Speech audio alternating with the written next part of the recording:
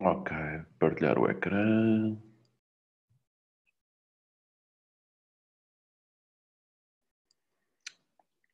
Bom dia. Hoje a gente vai falar aqui sobre arquitetura de software. Não sei se vocês têm alguma questão para começarmos. Não? Viram o material? Eu vou esta parte, por acaso há uma disciplina no mestrado só sobre isto, não é? Sobre este tema, não é sobre o que eu vos vou falar. E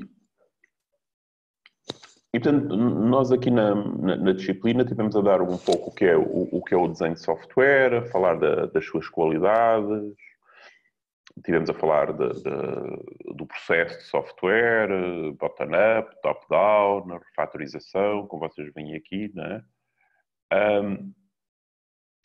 E finalmente esta questão da reutilização na última aula. E hoje vou falar de um tipo particular de desenho que é a arquitetura da aplicação. E depois, nas próximas aulas, já vou entrar na descrição durante 4, 5, 6, 7 aulas, creio.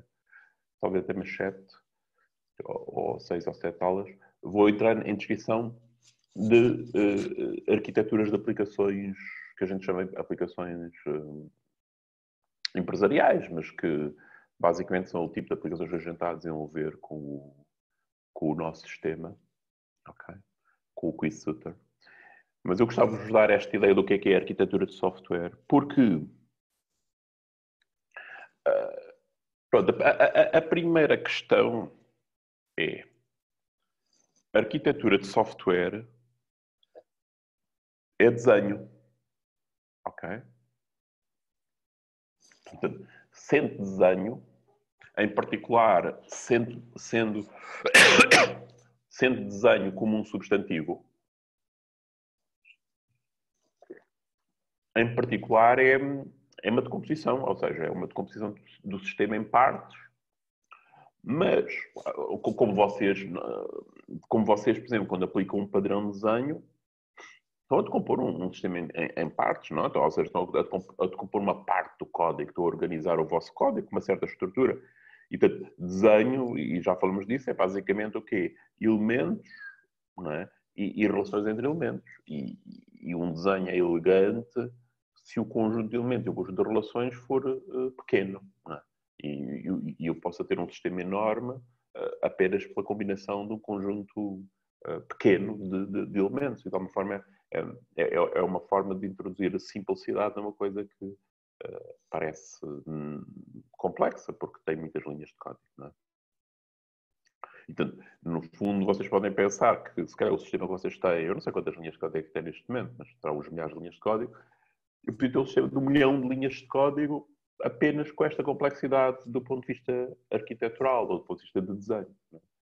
O que é simpático, porque quer dizer que eu o que tenho de perceber, há ali umas coisas que são fáceis de perceber. Bom, mas tendo percebido o que é o desenho, é interessante perceber o que é a arquitetura de software. E a arquitetura de software é um tipo particular de desenho. A primeira forma de olhar para isto é fazer a arquitetura de software é o desenho de alto nível. Então, o que é o desenho de alto nível? É o desenho que, de alguma forma, está mais próximo dos requisitos. E isso é verdade. Okay. Isso é verdade. Mas provavelmente também não é a única forma de olhar para isso. Ok? Porque eu posso tomar decisões de arquitetura que são de baixo nível. O que é que se passa? Ou seja, o que é que se passa? O que se passa é que quando eu tenho um sistema e eu tenho um conjunto de requisitos, e tipicamente quando eu começo a falar de software, eu introduzo aqui uma variável nova que é dos requisitos não funcionais, como por exemplo desempenho, escalabilidade, etc. Eu quero decidir qual é que vai ser a estruturação, o desenho do meu sistema, de forma a satisfazer esses requisitos. E isso é que é a arquitetura. Portanto, a arquitetura é o desenho que pode servir para justificar que a minha aplicação consegue satisfazer um tipo de requisitos. Ou seja, imagina que eu tenho um requisito de desempenho. Ok?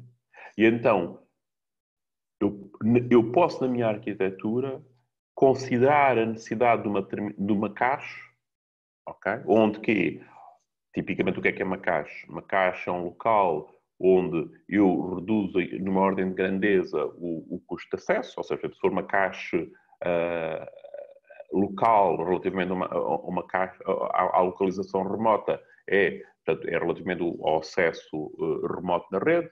Se for uma caixa em memória versus os dados em disco, portanto, tem aqui uma ordem de grandeza de velocidade de acesso, não é?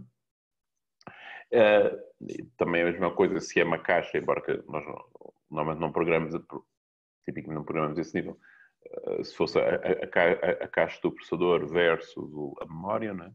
Mas esta decisão é uma decisão arquitetural. É uma decisão arquitetural porque eu, no fundo, estou a identificar uma particular estrutura, que é uma caixa, e estou a demonstrar que eu, com esta estrutura, consigo fornecer melhores qualidades de desempenho. Ok? E, portanto, claro, e depois tenho de mostrar não só essa estrutura, não só esse elemento de desenho, como também tenho de mostrar o quê? Como é que os outros elementos interagem com ele, não é? Ou seja, como é que as pessoas, como é que os outros componentes, quando necessitam de elementos, interagem com a caixa. Por exemplo, vou ter de também descrever nesta arquitetura como é que esta caixa gera, retira elementos e coloca elementos da caixa, porque normalmente os problemas das caixas são normalmente problemas de sincronização e de saber que eu tenho na caixa, a informação que tem na caixa está, não está desincronizada, ou pelo menos não está desincronizada de acordo com os requisitos da aplicação, de acordo com o que é exigido para a aplicação. Ok? Portanto, a arquitetura de software é exatamente isto. É o quê? É esta decisão, são as decisões de desenho que têm a ver com os requisitos do sistema. Ok? E que, normalmente, estes requisitos chamam-se propriedades sistémicas, porque olham para o sistema como um todo. Ou seja, eu olhar para o desempenho como um todo. Okay? E, portanto, quando eu vos digo, e decisões arquiteturais, muitas vezes a gente diz, a decisão arquitetural é o desenho de alto nível. É um bocadinho relativo, porque eu posso decidir. De alto nível, às vezes, são aquelas, se eu penso que o desenho são umas caixas, não é? Que mostram de competição, são as caixas maiores que, na realidade, incluem as outras caixas. Não é necessariamente assim, porque isso daria a ideia de que o desenho era tipicamente top-down, de cima para baixo, não é? E que eu fazia o desenho de cima e fazia de composto. O que também acontece, mas na realidade eu na arquitetura posso até, no desenho da minha arquitetura, ok? Na definição da minha arquitetura de software, eu identificar um componente que está lá bem em baixo.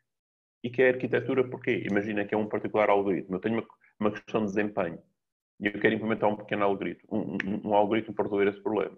E esse algoritmo não está necessariamente, não é um dos grandes módulos que está cá em cima, mas faz parte da arquitetura. Porquê faz parte da arquitetura? Porque para eu justificar que o meu sistema vai conseguir ter o nível de desempenho que eu quero, eu vou ter de dizer, ok, vai ser preciso implementar este algoritmo neste contexto. E, portanto, não é necessariamente, ou seja, a arquitetura de software não está necessariamente ligada a uma abordagem top-down do desenho, de fazer o desenho. Ok? Pronto, isto é. E agora, o que é que fica aqui relevante quando eu falo nisto? O que fica agora relevante é nós pensarmos, então, mas agora, quais são as atividades de fazer a arquitetura de software? E o que fica relevante aqui é perceber com o que é que eu tenho que falar. Então entra aqui o contexto. E quando se fala em arquiteturas, a palavra em inglês, em português, não é uma boa tradução, intervenientes, mas em inglês a palavra é stakeholders. E, portanto, quando eu,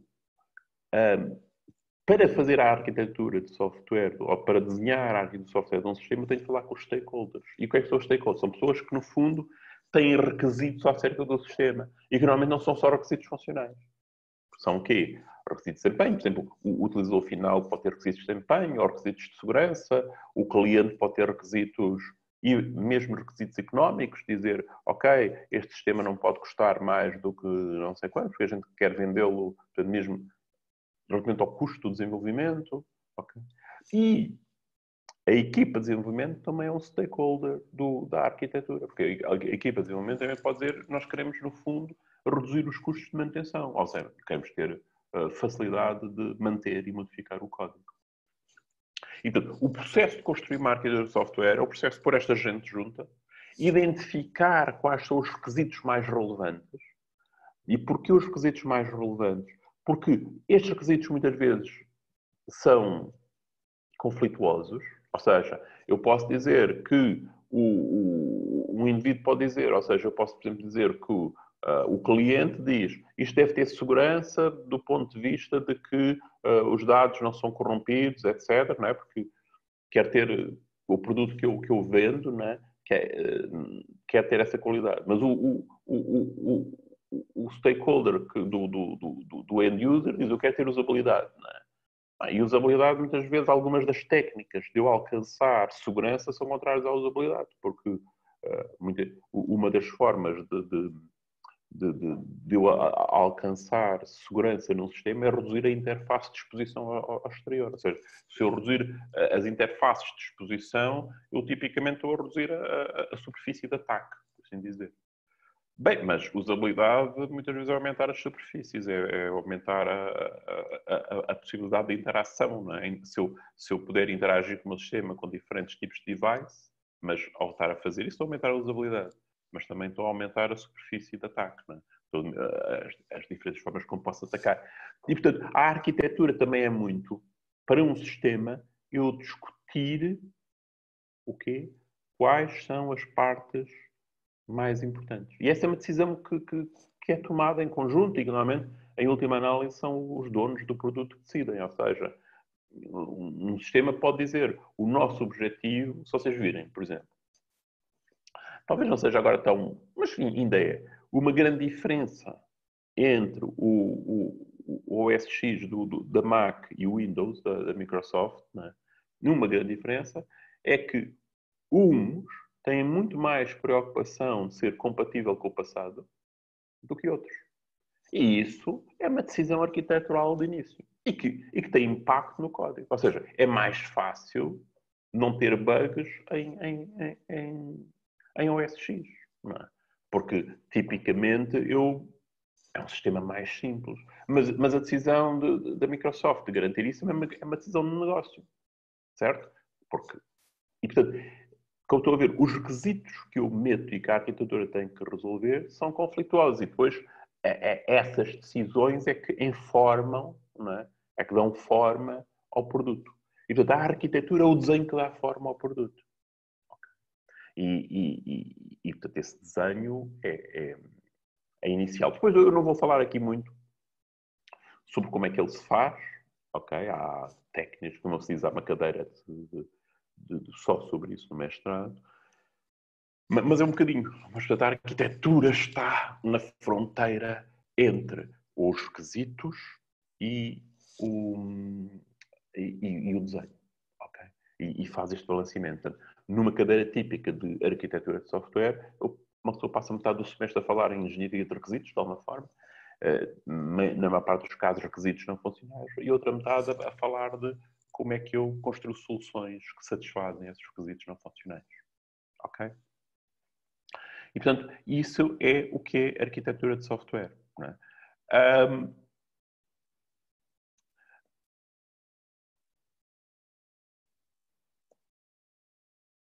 Depois, a arquitetura de software, o que nós temos são há decisões arquiteturais. Isto é uma questão muito engraçada, porque o que é uma decisão arquitetural? No fundo, são aquelas decisões que eu tomo acerca do desenho e que muitas vezes são difíceis de mudar, porque quando eu tomo, imaginem, quando eu decido que vou usar Spring Boot, isto é uma decisão arquitetural. Ok? Porque depois é muito difícil eu mudar de Spring Boot para outra coisa. Okay? Especialmente, então, se essa outra coisa tem uma outra visão arquitetural da aplicação. É? Enquanto que eu aqui no Spring Boot estou a aderir a um conjunto de padrões, Model View Controller, etc. Não é? Portanto, as decisões, no fundo, a arquitetura são as decisões que muitas vezes que se tomam no início e que dão forma ao produto e depois são difíceis de mudar. Okay? Por isso, agora, um bocadinho entre parênteses, uma das melhores decisões arquiteturais que a gente pode ter é adiar as decisões. Ou seja, tudo o que eu puder adiar, não é? É bom. E isso é uma coisa muito engraçada. Vocês conseguem ver isso num caso muito concreto. Se vocês procurarem por arquitetura de software na internet e por figuras, o que vos aparece são bonecos, não é? Esquemas ou diagramas, em que, na maior parte dos casos, se calhar agora menos, são... Vocês veem hardware e ligações entre hardware. Ou seja, vem um servidor, vem um cliente, mas vem hardware. Ou seja, durante muitos anos, o hardware, a decisão do hardware, a decisão de quantos servidores tínhamos, qual era a memória, qual era a capacidade, etc., era uma decisão arquitetural que tinha de ser tomada cedo. Porquê? Porque era difícil de mudar. Porque depois de comprar um servidor com uma certa memória, eu até posso alterar a memória, mas isso até depende da motherboard que eu comprei para aquilo. Não é? E, portanto, é uma decisão difícil. Hoje em dia, por exemplo, isso quase que deixou de ser arquitetura. Não em todas as aplicações, não é? Mas para a maior parte das aplicações. Porquê? Porque isso é uma decisão que eu posso tomar, que eu posso adiar. Ou seja, nós estamos a desenvolver aqui a nossa aplicação, não é? E tipicamente, nunca vos estou a falar onde é que isto vai correr. E agora está a correr numa máquina virtual que está na DSI. Não é? Mas para os 15 grupos que vão depois fazer a parte final, não é? O que é proposto é que eles coloquem isto na cloud. E esta decisão de colocar na cloud é uma decisão em qualquer momento. Ou seja, vocês na cloud decidem qual é a máquina virtual, decidem uma série de coisas. Essas decisões que vocês conseguem fazer mais tarde não são arquiteturais. Okay? Portanto, o que é a arquitetura? São as decisões que eu tenho de tomar no início e que eu não posso adiar. E o que é que eu gostaria em software? Adiar a maior parte das decisões. Porquê? Por aquela razão que eu já vos disse. Porque o desenvolvimento de software é um processo de aprendizagem. Ou seja, enquanto eu estou a desenvolver software, estou sempre a aprender. Portanto, decisões que eu tomo mais tarde são sempre mais informadas do que decisões que eu tomo no início. Quanto mais cedo tomar as decisões, menos informação tenho, mais probabilidade eu tenho de tomar decisões erradas. Ok? Portanto, alguma da arte de fazer arquitetura de software é a arte de quê? Adiar decisões. Conseguir adiar decisões. E atenção que muita tecnologia vem-nos tentar fazer isso. Né? Muito da tecnologia que nós usamos em engenharia de software ajuda-nos a fazer isso. Por exemplo, um exemplo típico que nos ajuda, para vocês é uma coisa dada, mas há muitos anos não era, são os database drivers. Né? Ou seja, eu posso hoje desenvolver uma aplicação e, para mim, sou agnóstico acerca de qual é que é o tipo de base de dados que estou a usar. O tipo, o modelo de base de dados, não, se decido por relacional, aquilo normalmente nota-se cá em cima. Idealmente nem devia ser assim, não é? Mas se estou a usar MySQL ou Postgres, por exemplo. Okay? E, portanto, no fundo, se há 30 anos eu começava um projeto, deixei-me pensar, há 20 anos, quando começou o Fênix, ok? A primeira pergunta que faziam era qual é que é o sistema de base de dados que vocês vão usar. Okay? E na altura já havia drivers e a gente disse que isso é irrelevante. Okay? Mas ainda havia muito esta cultura de que a primeira decisão que eu tomava, portanto, a primeira decisão arquitetural era decidir qual é que era o sistema de gestão de base de dados. A tecnologia tem vindo a evoluir e, portanto, vocês adiram sempre a tecnologia que vos permite o quê? Tomar decisões o mais tarde possível. Ok? Claro, mas que possam ser tomadas tarde, não é? Porque também adiar decisões que têm de ser tomadas antes não serve de nada. Não é? Portanto, quanto mais tarde tomarem as decisões, melhor. Porquê? Porque quando tomam as decisões estão mais informados. E, portanto, é a principal característica que há acerca desta questão das arquiteturas de software. Ok? Depois, outro aspecto que é relevante é as vistas arquiteturais. E isso é uma questão engraçada que é, tipicamente, o que vocês vão encontrar é o quê? O que vocês vão encontrar é, para eu descrever a minha arquitetura, eu descrevo de acordo com diferentes perspectivas, não só uma. Porquê? Porque a arquitetura, porque um sistema de software é uma coisa complexa, não é? E tem várias perspectivas. Ou seja, eu posso olhar para aquilo do ponto de vista da funcionalidade. O que é que isto faz? Ou eu posso olhar para aquilo do ponto de vista do quê? Da execução. Como é que isto executa? Ou posso olhar para aquilo do ponto de vista do código. Como é que é o código que está aqui dentro? E são diferentes perspectivas da arquitetura. Porque, pensem, se a arquitetura está lá para dar resposta a requisitos não funcionais, como, por exemplo, desempenho, então, se calhar, eu preciso olhar para o sistema do ponto de vista de como é que isto executa para perceber o desempenho.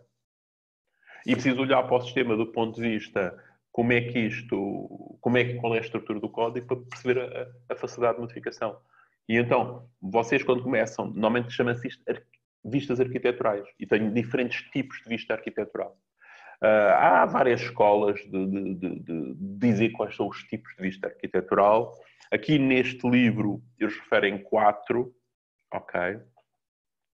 Que fazem algum sentido e que na interseção depois estas coisas é evidente que abordam todos os aspectos, mas normalmente falam numa vista lógica em que eu de certa forma mostro o sistema do ponto de vista das suas funcionalidades, o que é que ele faz, etc. Não é? E portanto no fundo eu tento mostrar que o sistema tem lá tem as responsabilidades todas que são necessárias. Há uma vista física que mostra o sistema do ponto de vista do hardware, ou seja, onde é que ele executa, etc., que é a tal vista que eu digo hoje em dia, para a maior parte dos sistemas, há sistemas que não, mas para a maior parte dos sistemas é uma coisa é uma vista que eu não preciso desenhar no início, não é? Posso fazer delay, posso atrasar, pode tomar decisão mais tarde. Depois há uma vista de processo, e esta vista de processo é uma vista onde eu descrevo, no fundo, o sistema do ponto de vista da execução, quais é que são as entidades que executam, quais são os processos, como é que os processos interagem. No fundo, vocês aprendem em sistemas distribuídos e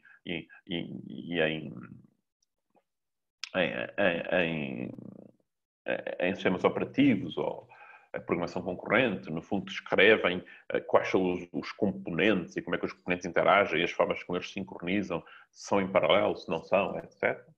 Ok. E depois existe a vista do desenvolvimento, que é aquela em que nós nos preocupamos e que vemos código. No fundo, vemos o quê? Vemos módulos, okay? E vemos relações de quê? Relações de dependência entre módulos e coesão de módulos. E, no fundo, nesta vista, estamos à procura de ver propriedades de ligação fraca, coesão forte, né? E que porque é que isto é arquitetura? Porque se houver requisitos para mudar coisas, ou seja, se quando eu identifico o meu sistema, quando eu falo com os clientes, eles dizem nós no futuro gostaríamos que isto fosse suportado por um novo tipo de browser. Ok? Então eu sei que no futuro irá haver esta alteração. Quer dizer que na minha arquitetura do código, eu quero fazer uma ligação fraca entre o código do browser e o nosso código, por assim dizer. Imaginemos que é essa a situação. O que quer dizer que, nesse caso, a gente quer codificar aquilo como interface, abstrata, blá, blá, blá, certo? E, portanto, identificamos o que é necessário dessa forma. E, portanto, isto era o que eu tinha para vos dizer sobre o que é arquitetura de software, como uma introdução. Há uma questão aqui? Não? Muito bem. Então, eu tenho aqui mais algumas coisas para vocês verem. Depois, outra coisa que eu vos queria falar são padrões arquiteturais. Esta ideia dos padrões arquiteturais, por vezes também referidos como estilos arquiteturais. Ok. São padrões, têm as características dos padrões, são coisas repetidas que acontecem, mas normalmente são coisas de mais alto nível. E uma forma de vocês distinguirem, portanto, no fundo, os padrões arquiteturais estão relacionados com os stakeholders. E uma forma engraçada de vocês perceberem que aquilo é um padrão arquitetural e não é um padrão de desenho típico é que vocês não veem uma pessoa na rua, não é, a dizer qualquer coisa do género. epá, o strategy hoje não funcionou. Mas vem uma pessoa a dizer, ei, o servidor estava em baixo. E não é um informático. E porquê? Existe um padrão, um padrão arquitetural chamado cliente-servidor e esta decomposição do sistema está relacionado com algumas propriedades, que satisfazem algumas das propriedades dos stakeholders, em particular dos utilizadores finais. Propriedades que são tão visíveis para eles que eles até aprendem um bocadinho como é que essas sabem. Porque leem, porque aparecem mensagens no ecrã, porque ouvem, não é? Até começam a saber qual é a arquitetura do sistema que estão a usar. Quer dizer, sabem, conseguem dizer que há um servidor. Conseguem dizer que, ok, eu estou a usar o Fênix e existe o servidor do Fênix. E o servidor do Fênix está em baixo. Ok? E eu não sou necessariamente professor de informática ou aluno de informática. Mas tenho a noção de que existe. Portanto, no fundo, os padrões arquiteturais são soluções, não é, recorrentes que satisfazem um conjunto de qualidades e que, no fundo, são quase que o backbone, né, o esquema principal da minha aplicação, e toda a minha aplicação se constrói sobre essa. Okay? Sobre esses padrões. Que tipos de padrões arquiteturais nós temos e quais são as qualidades associadas a eles? Bom, nós temos o Model View Controller, que nós já vimos, né? Aqui no Model View Controller eu tenho modelos, vistas e controladores e é um padrão arquitetural porque satisfaz requisitos, por exemplo, de modificabilidade. Que requisitos de modificabilidade é que eu tenho? E tal, no nosso home banking quer, no fundo, eu não sei se ainda se usa essa palavra, não é? Mas as pessoas do negócio, poder suportar facilmente novos canais. O que é novos canais? O que é que são os canais? Um canal é o canal web, outro é o canal Android, outro é o canal... E, portanto, suportar novos canais quer dizer que eu devo ter facilidade de modificar e surge uma nova forma de interação e eu devo ter um custo baixo, okay, ou o mais baixo possível, para incluir essa nova forma de interação. Portanto, havendo este requisito do ponto de vista este requisito não funcional, seguir uma abordagem Model View Controller fará algum sentido. Porquê? Porque provavelmente eu apenas preciso alterar as views, se calhar alguns controladores, porque é a parte que está na interface. E estas views e estes controladores partilham os modelos. Ok? E pronto, aí temos aqui um exemplo em como eu tenho o padrão arquitetural de Model View Controller como uma solução para um requisito não funcional, associado a quê? E também é um requisito de business, primeiro, não é? É um requisito de business no sentido em que as pessoas do business dizem eu quero poder suportar novos canais no futuro, e depois é um requisito não funcional de facilidade de modificação do ponto de vista da equipa de desenvolvimento que diz e nós queremos que facilmente, okay, em tempo útil, conseguir alterar o código para suportar novos canais. Okay? E seguindo este padrão, e há uma decisão, então vamos aplicar o padrão arquitetural. E este padrão está fortemente na aplicação. Ou seja, eu consigo dizer, a minha aplicação é um Model View Controller. Ok? E mostro, no fundo, eu posso ter 1 milhão de linhas de código e digo, isto é um Model View Controller, mostro isto com 3 caixinhas. Ok? E mostro estas interações, e, no fundo, e consigo mostrar isso. Ok? Ou seja, consigo mostrar que o meu sistema atinge essa qualidade com 3 caixinhas que escondem, no fundo, ou que representam 1 milhão de linhas de código. Ok? E, portanto, este é um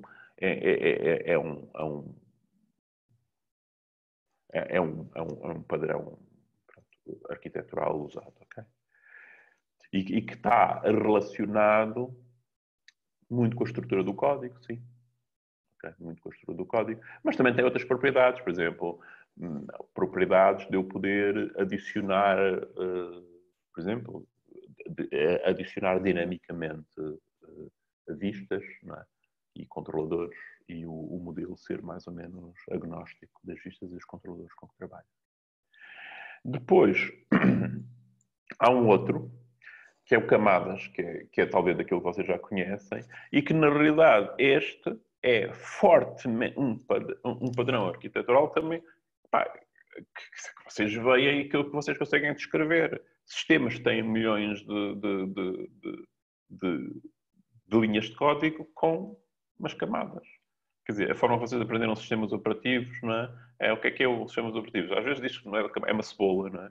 Ou seja, é um conjunto de camadas à volta umas das outras, certo? E que, na verdade, eu para interagir de fora, até chegar ao hardware, tenho ali um conjunto de camadas que me estruturam aquilo. Então, eu consigo descrever no sistema operativo, que é uma coisa complicadíssima, eu consigo dizer assim, pá, isto é formado por o kernel, não é? O kernel tem lá dentro estes módulos, né, de gestão de memória, de dispatching, etc. Mas tem uma camada de não sei quantos, tem uma camada de não sei quantos, com os seus módulos.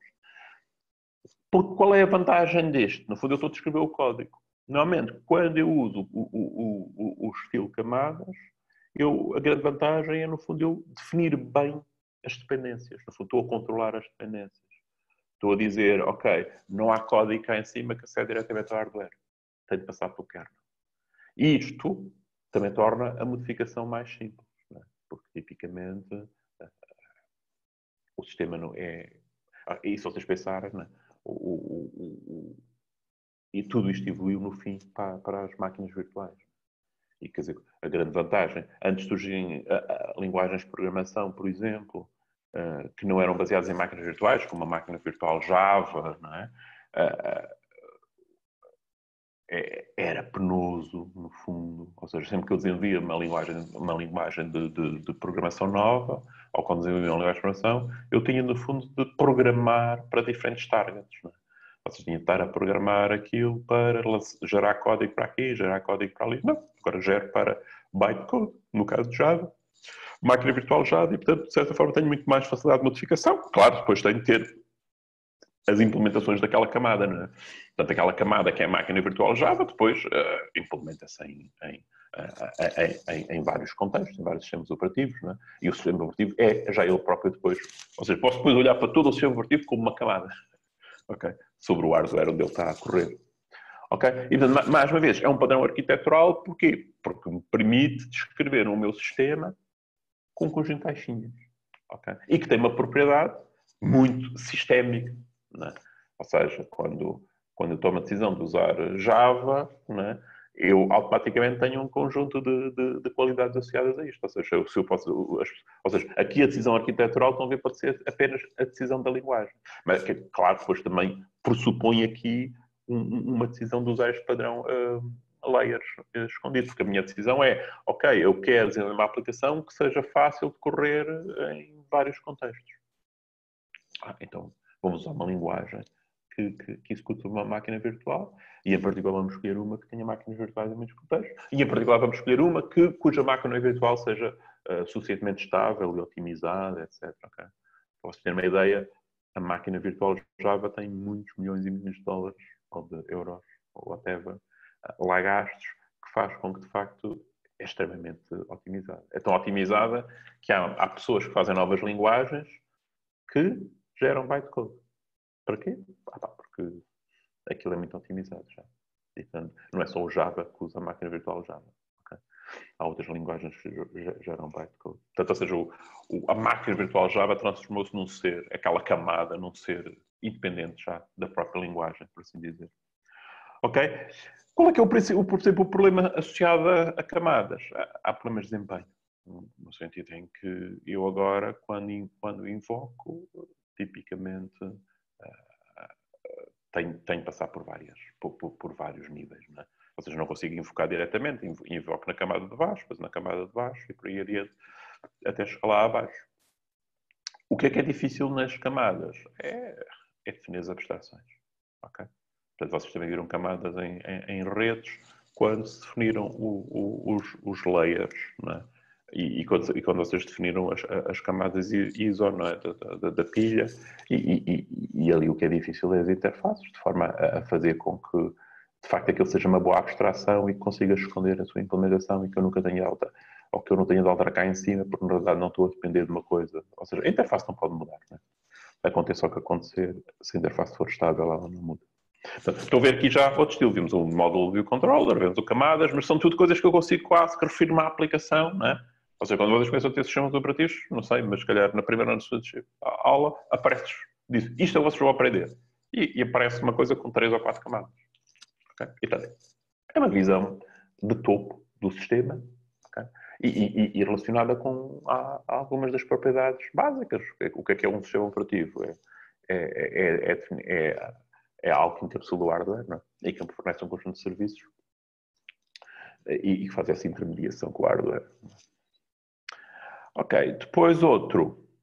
Este é o repositório.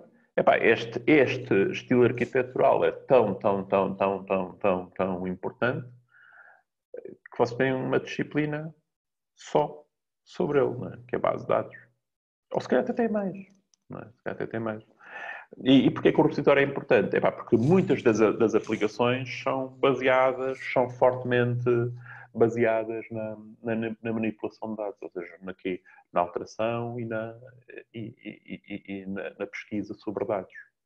E normalmente este estilo arquitetural, no fundo, tem a ver com qual é que é a melhor forma de eu gerir o quê? A persistência e a gestão dos dados. Ou seja, a persistência, a consistência, o desempenho, ok? Com que desempenho é que eu acedo aos dados?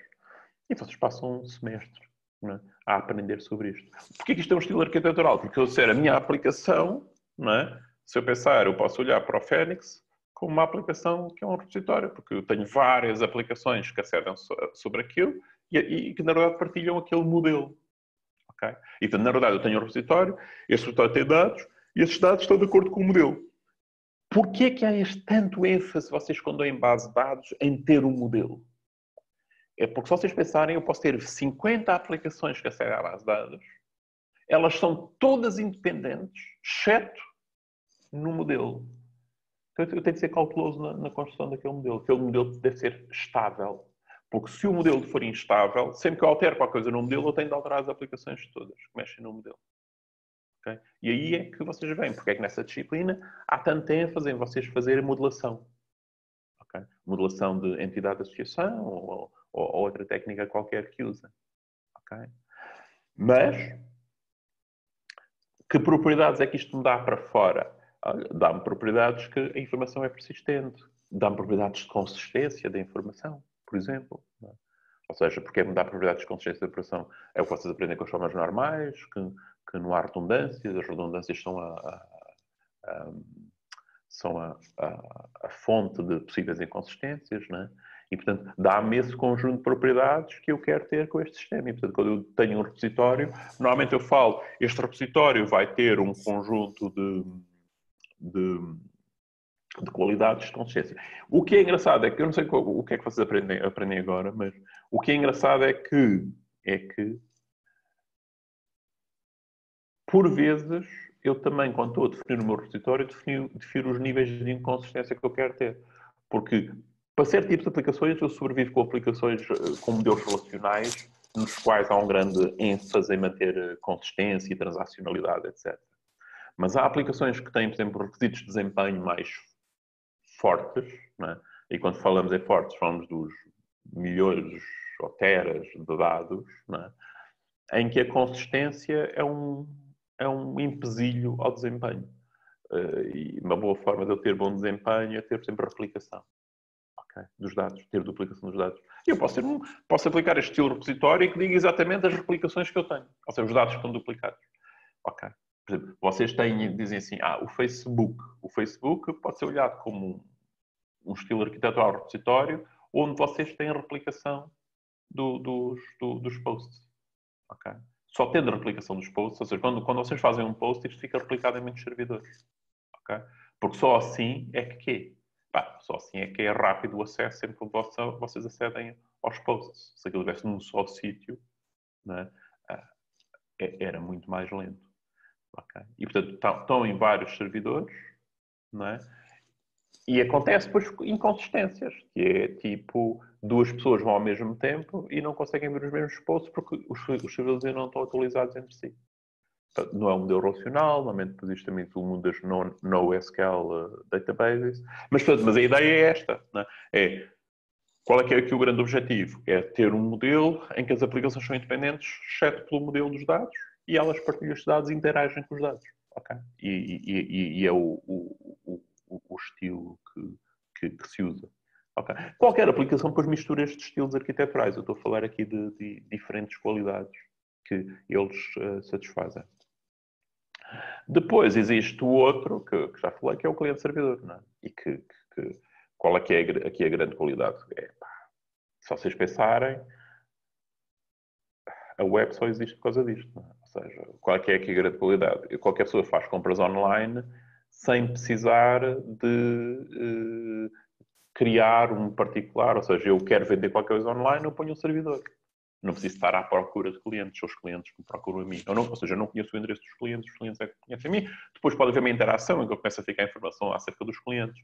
Mas, no fundo, esta capacidade de escalar, de fornecer serviços para pessoas que, a priori, eu não conheço, não sei. Né? Ou seja, oferecer o serviço é conseguido com este género de arquitetura. Okay? E vocês veem que isto é de alto nível. Isto está relacionado com os requisitos dos stakeholders. Não é?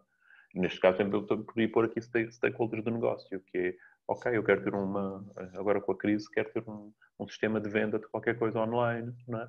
Ou um sistema que eu faça de tracking de qualquer coisa e que isto seja facilmente, que não necessite que as pessoas não necessito que as pessoas, por exemplo, corram um particular software, e nesse caso já estou a falar de aplicações web, onde correm no browser, que são clientes, e que estes clientes, de alguma forma, conseguem aceder a uma infinidade de servidores e de serviços que são fornecidos. Ok? Claro que isto também tem problemas, não é? Tem vantagens, tem problemas. Por exemplo, ataques de denial of service são normais nestes géneros de sistemas. Se eu tiver cuidado, como é que eu resolvo, não é? Isso está neste tipo de arquiteturas. Não é fácil, por vezes, resolver este tipo de ataques, não é? Tipicamente, às vezes, uma das melhores soluções neste género arquitetural para este tipo de ataques é parar de oferecer serviço até o ataque passar, não é? Porque isso é engraçado, são decisões arquiteturais. Para vocês terem uma noção, a forma como o GitHub faz, por exemplo, o GitHub também, eu posso olhar para o GitHub como cliente-servidor, não é? Vocês são clientes, aquilo são servidores, onde está o código. A forma como eles fazem, no caso eles não podem desligar o serviço, então normalmente eles redirecionam o código para um conjunto de máquinas e existem empresas que fornecem, no fundo, músculo para gerir denial of service. Okay. Está associado a este padrão arquitetural. Ok. Portanto, no músculo quer dizer que tem muito poder computacional para filtrar os pedidos e descobrir o que é ataque e o que é que não é ataque, etc., do ponto de vista de denial of service. Okay. E que uma empresa só por si isso não faz sentido ter, porque aquilo, no fundo, são picos que fogem ao comportamento normal, né? Mas, no fundo, pagam a estas empresas para, quando têm um ataque, redirecionam para eles e eles, no fundo, conseguem ter essa mecanismo porque depois, no fundo, fazem aquilo em sharing, né? Com várias empresas. Se todos os clientes deles estiverem sendo atacados ao mesmo tempo, pode ser um problema. Vamos partir do princípio que isto não acontece. Não é? Isso seria um ataque a quem? À empresa que fornece esse serviço. Não é? Ok. E portanto, este aqui. E o último é Pipe and Filter. E canais e filtros, não é? Canais e filtros, às vezes vocês acham que não é muito, que não vem aplicação para ele, mas na verdade é das coisas mais usadas hoje em dia quando se tem processamento de muita informação, é canais e filtros. Normalmente vocês têm hoje em dia aplicações fortemente baseadas em processamento de dados, não é? Mesmo coisas ligadas à inteligência artificial, em que é preciso processar, e data science, é que é preciso processar muitos dados. E então são arquiteturas onde o que eu faço, e estes processamentos normalmente passam por várias fases, né? E aquilo que eu faço é gerar processos que se ativam pela disponibilidade dos dados. Finalmente são os filtros. E os dados são guardados em canais, em pipes, e, portanto, eles são encaminhados. E, portanto, no fundo, faço pipelines em que os dados vão passando por vários processamentos e isto escala muito porque, tipicamente, normalmente estes processamentos são independentes e eu consigo ter milhares ou centenas de milhares de pipelines em paralelo. É assim que, na verdade, se processam os tweets. Ou seja, quando um tweet chega, ele passa por um processamento até ser, de facto, guardado numa base de dados. Este processamento passa por exemplo, enviá-lo, copiá-lo para todos os servidores onde estão as pessoas, os amigos, não é? Ou as pessoas que seguem, aqui não se chamam amigos. Depois posso ter um processo de tokenizing do Twitter, ou seja, definir tokens, fazer análise léxica. Okay? Isso depois é importante para, se calhar, numa fase seguinte, meter a procura, ou seja, depois estes tokens serem usados para criar indexes de procura. Okay? Depois também pode ser feito para sentiment analysis. Porquê é que eles querem fazer sentiment analysis? Porque aquilo para eles é importante lá para o marketing, é? Para saber o que é que aquelas pessoas, o que é que lhes devem enviar, etc. Portanto, na verdade, ok, eu posso fazer isto, não é? Mas se eu tiver 1 milhão de tweets por segundo, como é que eu faço isto? Na verdade, o que eu faço isto em processamento de pipelines e gero vários pipelines em que cada pipeline processa um batch de tweets e esses tweets vão andando por ali, não é? Há mesmo soluções de ferramentas associadas a este processamento, ok? E, portanto, pipe and filter é muito usado hoje em dia. A Netflix, quando faz streaming, por exemplo, também. Claro que vocês já viram pipe and filter quando usam a Shell. Ok? Quando usam Shell, fazem pipe and filter. Aprenderam a palavra pipes. Como um fecheiro temporário onde se escreve de um lado e se lê do outro. Os problemas associados a isto tem esta grande escalabilidade, mas depois tem problemas por exemplo, problemas do formato dos dados, porque, na verdade, uma das vantagens da Shell, o que é bonito na Shell, é que vocês conseguem trocar a ordem dos filtros, não é? Mas só conseguem trocar a ordem porque aquilo só passa bytes, não é? Ou seja, porque qualquer filtro produz bytes, lê bytes. Portanto, ou seja, senão eu reduzo a capacidade de compor coisas. Não é? Portanto, vocês podem trocar aqui a ordem, vocês têm um grep, não é? E podem pôr esse grep em qualquer ordem numa construção de pipe and filter. Ok? Mas volto a dizer, no pipe and filter aquilo está lá pequenino, não é? Mas eu consigo usar o pipe and filter num contexto muito alargado, não é? Num contexto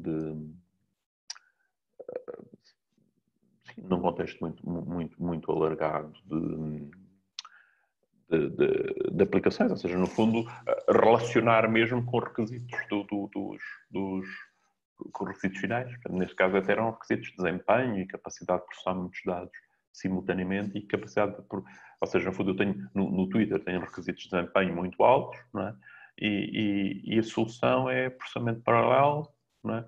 E separar isto em fases. E a outra vantagem que reparem que eles lá têm no Twitter, se calhar eles têm requisitos que é, em certo momento, eu quero poder adicionar dinamicamente novos filtros, porque passa-se qualquer coisa, eu quero detectar coisas, ou quero fazer uma experiência sobre, se eu agora fizer tokenizing de maneira diferente, será que eu consigo ter melhores indexes? E esta flexibilidade, por exemplo, que está cá nos requisitos não funcionais do sistema em cima, responde-se por um pipe and filter, por um padrão arquitetural, por aplicar um padrão arquitetural do tipo pipe and filter. Ok. Há uma questão sobre estes padrões arquiteturais? Não? Depois existem as Application Architectures. E o que é que são Application Architectures? No fundo, vocês olham para é mais já um tipo de aplicação, um tipo de arquitetura de aplicação. E nós, nesta cadeira, vamos muito focar-nos Information Systems, isto é um Information System. Mas já vos vou dizer, no fundo é o quê? É um conjunto de tipos de aplicação. Não é? Epá, e há vários, e no fundo é dizer assim, epá, se você vai fazer uma aplicação do tipo Information System, você vai ter um repositório, vai ter uma camada para onde tem lógica de negócio, vai ter uma camada de apresentação, entre a camada de apresentação e a camada de lógica de negócio vai ter uma camada de segurança, de autenticação. Olha, isso é o que nós temos. Nós temos lá os nossos tokens. Nós temos lá, em frente de cada serviço, de cada web service, temos lá a nossa expressãozinha do pre-authorize. Ok? Quer dizer que qualquer aplicação que siga qualquer Information System Application, que eu depois mais à frente vou-lhe chamar Enterprise Application, necessita ter estas coisas e necessita dizer estas coisas. Bom, se necessita dizer estas coisas, eu posso descrever, arquiteturalmente, como é que elas são feitas. Que, na realidade, depois correspondem a quê? A usar muitos dos outros padrões. Porque se eu digo, tenho que ter persistência de dados, olha, tem um repositório. Tenho que ter estas camadas, olha, estão cá as camadas. Tenho que ter apresentação, se calhar também há para aqui um módulo view controller, porque eu quero, se calhar, suportar várias apresentações. Ok?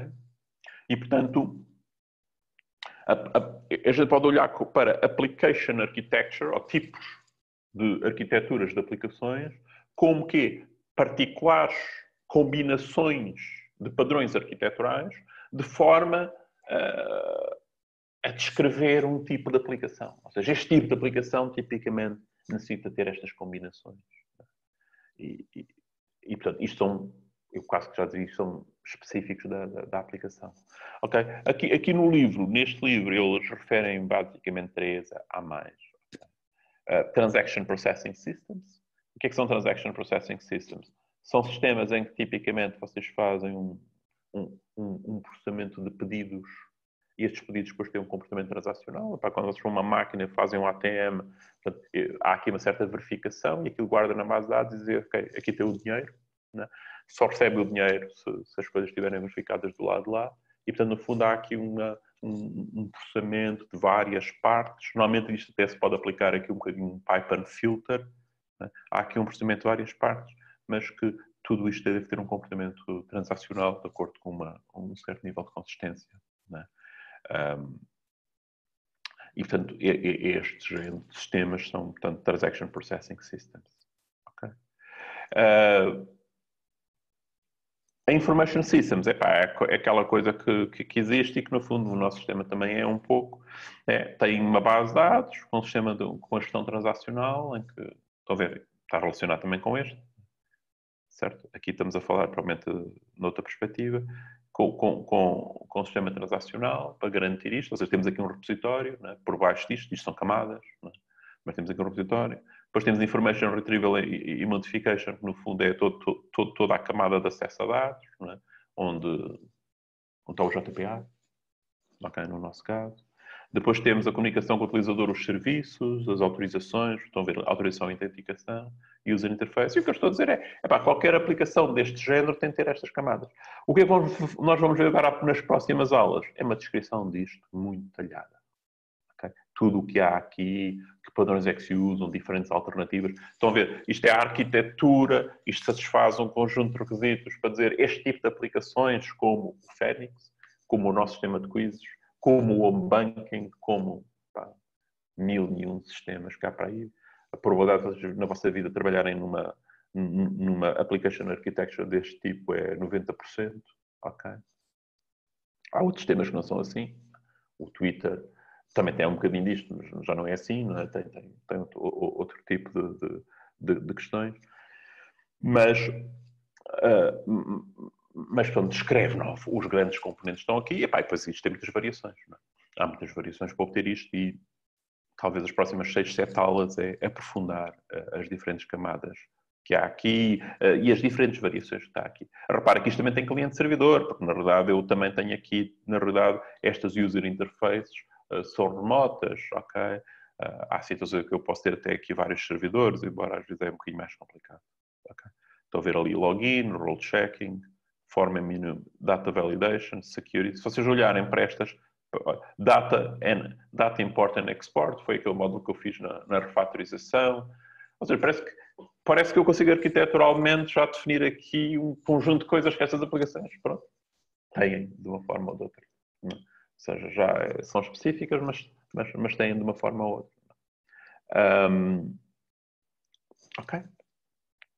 E depois aquele engraçado, então, para quem está a fazer compiladores, é Language Processing Systems, que são sistemas que, no fundo, fazem processamento de linguagens. Okay? É também uma visão arquitetural. Se vocês olharem, né, para aqui, vocês veem aqui. Eu não sei se vocês vão fazer isto tudo na cadeia de compiladores, mas isto é a estrutura em que, tipicamente, o que vocês têm aqui uma linguagem, fazem análise sintática, semântica, geram código, geram instruções e depois estas instruções que ocorrem no interpretador.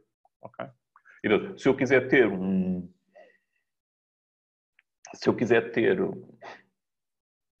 compilador e com execução, eu preciso ter estes componentes. Okay? Claro que este pode ser a máquina virtual Java. Né? Okay? Que já está aqui. E, portanto, estou a descrever a estrutura geral de um certo tipo de aplicações que são sistemas de processamento de linguagens. Okay? Esse compilador. O que é engraçado aqui, para ver agora aqui as pequenas diferenças, é que isto pode-se de facto ser implementado de diferentes maneiras. Ok? Pode ser implementado como quê? Pode ser implementado como vocês estão a aprender, ok? Que é por um pipeline, em que vocês, na verdade, entram aqui e vão fazendo estes processamentos. Ok? É um pipeline que partilha ali uma tabela simbólica e uma árvore sintática, mas é um pipeline. E é aquele compilador em que ele processa aquilo por várias fases. Ok, aqui, o que é que ele aqui faz? Lê o código, gera tokens. O que é que lê os tokens, gera árvore sintática.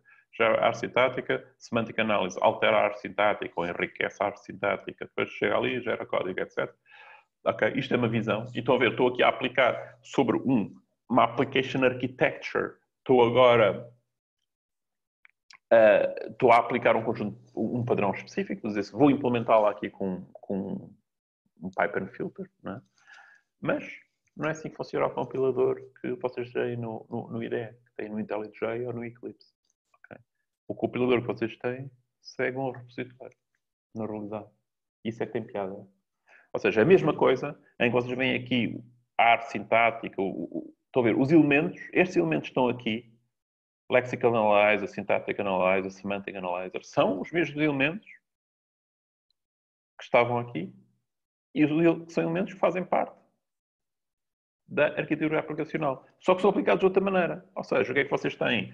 Vocês estão no IDE, o vosso código está num repositório e vocês estão a alterar o código. E sempre que altera o código, ele vai ao repositório e isto aplica qualquer coisa aqui. Aplica e vocês estão sempre a recopilar o código. Estão a recopilá-lo todo desta forma, seria impossível do ponto de vista de desempenho. Então, a capacidade que ele tem aqui é recompilar apenas as partes que são necessárias e dar os erros e fazer uma série de coisas. Ok? E, portanto, o que tem aqui piada é uso dois padrões arquiteturais diferentes, com qualidades diferentes. Ok? Portanto, aqui, do ponto de vista de sistemas de processamento de linguagem, é a capacidade de processar a linguagem, gerar o código, etc. Certo? Aqui é fazer isto, por exemplo, com certo tipo de desempenho. Aqui, com certo tipo de interação. Ok? Ou seja, do ponto de vista de requisitos de alto nível que eu tentar satisfazer com isto, aqui é a interação. Estou preocupado com requisitos de interação. Capacidade de interação, feedback rápido e tal, usabilidade. Aqui provavelmente é batch. Né? Ou seja, aqui se calhar estou preocupado com será que eu consigo compilar 1 milhão de linhas de código em menos de... Okay? E depois estas coisas estão integradas. Ou seja, quando vocês fazem MVN compile, então Maven compile, estão a usar isto. Quando dentro do DE altera um bocadinho de código, estou a usar isto. Okay? E de certeza que estes elementos são reutilizados dos dois lados. Okay? Pois, que não são dois compiladores diferentes. Há uma questão aqui? Muito bem. para terminar, o que é... No nosso projeto, para vocês terem uma ideia, o que é que nós usamos no nosso projeto? É um Information System, é um Transaction Processing System. No fundo, eu faço um pedido daquilo que acontece transacionalmente ou não, né? Quer dizer, se não aborto. É um Information System, é para que temos lá controle de acesso, só aquela pessoa pode fazer aquilo, criamos e alteramos dados, temos lógica de negócio associada aos dados, dizemos que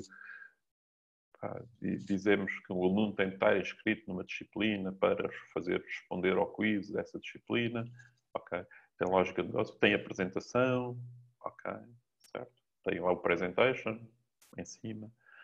É um model view controller também, porque estes dois são arquiteturas de aplicação, estes já são padrões arquiteturais.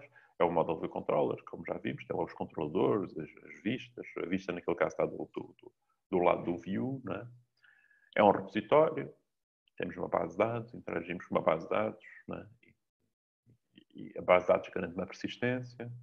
Tem um client-server, a apresentação executa num cliente, num browser, com o Vue, com TypeScript ou JavaScript, e depois invoca o servidor. E é camadas, se vocês virem aquilo, o web service invoca o client, que invoca o serviço, que invoca o domínio, o domínio com o JPA acede à base de dados, e em cima também o Vue invoca o serviço. E vocês encontram aqui estas camadas. Ou seja, qualquer aplicação minimamente complexa mistura vários padrões arquiteturais. Porque é que eu os refiro? É porque, no fundo, eles dão-me diferentes propriedades. Ao dizer, a nossa aplicação é cliente-servidor, estou a transmitir uma ideia aos stakeholders do ponto de vista de coisa final, que é, qualquer pessoa do técnico pode usar, por exemplo, a nossa aplicação. Eu não preciso pedir autorização. Está lá, é um servidor, eu acedo. Depois há o problema da autenticação, etc. Mas, ok. Mas pelo menos consegue lá chegar e fazer o primeiro pedido. É um repositório. Isso quer dizer que a gente garante persistência, temos uma garantia de um certo nível de consistência nos dados, ok? Facilidade de eu criar novas aplicações que manipulam esta base de dados, etc. Camadas, porque tenho um certo nível de independência, ou seja, a apresentação é diferente do resto e tal, posso modificar. A mesma coisa com o model view control. Portanto, cada coisa que eu diga é olhar para ele com uma perspectiva e referir um conjunto de qualidades. Ok, no fundo, ao dizer isto, eu estou a transmitir algo, de qualidades, e é de facto de alto nível, porque eu posso olhar para o sistema só como, olha, o que é que isto é como cliente-servidor? O que é que isto é como layer? O que é como camadas? O que é isto? Isto é como cliente-servidor. Muito bem, era isto. Tem alguma questão? Não? Ouviram o que eu disse tudo? Alguém que diga sim. Poderia repetir a última parte, professor, se faz favor? Desculpa? Se puder repetir a última parte, se faz favor?